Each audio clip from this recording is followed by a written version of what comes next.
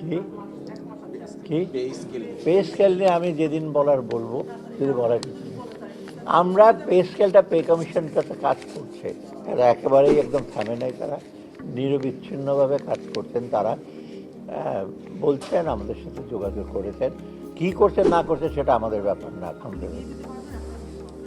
কমিশনের রিপোর্টটা আমি আশা করছি যে যদি কমিশনের বিষয়ে কালকে পরশু কথা হবে, এটা এখন 21 জন মেম্বার, তারা সব কিছু বিচার বিবেচনা করে সেটার সাথে সাথে আবার ইসেটা আসবে, যারা কি জানি বলে জুডিশিয়ারি রিপোর্টটা আলাদা, আবার ডিফেন্সের জন্য একটা সাব কমিটি করতে ওরা আসে, ওটা তিনটাকে ইসে করে আমাদেরকে সরকারকে। স্যার নির্বাচনে নিয়ে আমি একটা ডেট ঠিক করে বলবো, পরে আপনি জানতে পারবেন। স্যার নির্বাচনে স্যার বডি ক্যামেরার বিষয়ে স্যার কোনো সিদ্ধান্ত হয়েছে কিনা? বডি ক্যামেরাতে হোম মিনিস্ট্রি ডিসিশন নিচ্ছে।